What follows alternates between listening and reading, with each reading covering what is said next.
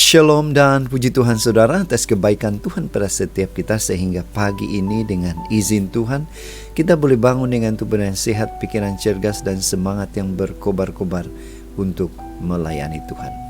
Untuk memulai renungan kita, mari kita berdoa.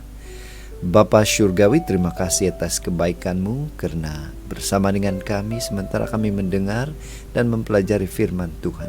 Dalam nama Yesus kami berdoa. Amin.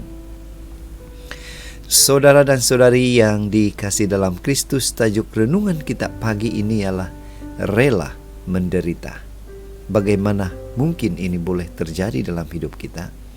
Firman Tuhan di dalam Markus 14 ayat 36 mengatakan, "Ya Abah, ya Bapa, segala sesuatu mungkin bagimu.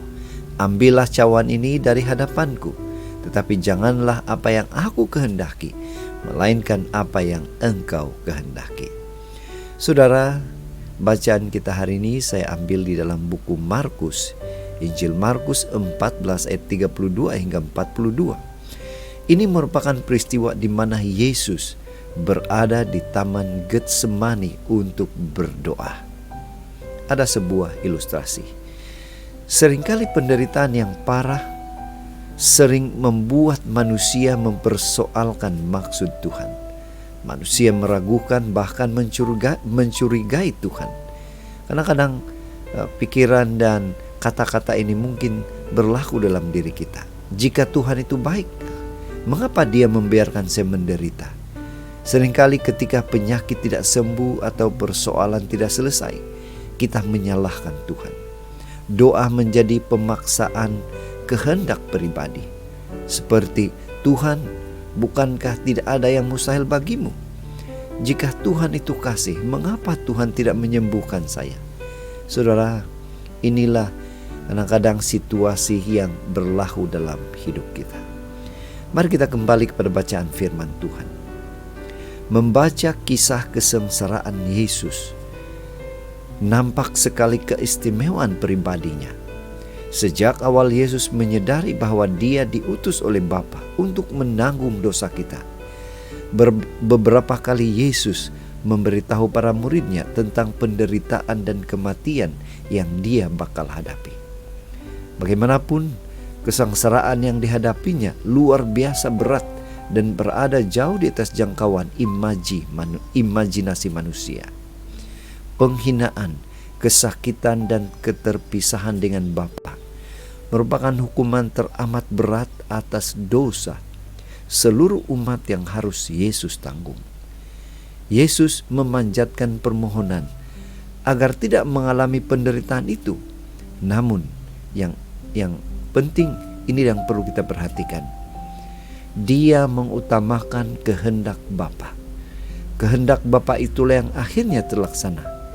Yesus taat menjalani seluruh rangkaian penderitaannya hingga mati di kayu salib. Saudara, bagaimana dengan kita? Apa aplikasi penderitaan Yesus itu bagi kita?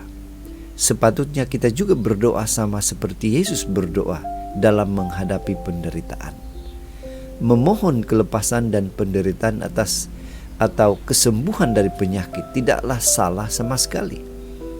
Namun, apabila kita harus menderita, kiranya kita boleh belajar menaati kehendak Tuhan. Itu sebabnya pada pagi ini mari kita ingatkan diri kita bahwa ketaatan kita kepada Tuhan dinyatakan juga melalui kerelaan kita menjalani penderitaan yang Tuhan izinkan berlaku dalam hidup kita.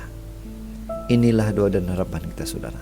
Mari kita datang kepada Tuhan, memohon kekuatan, kemampuan, dan pasti Tuhan akan berikan.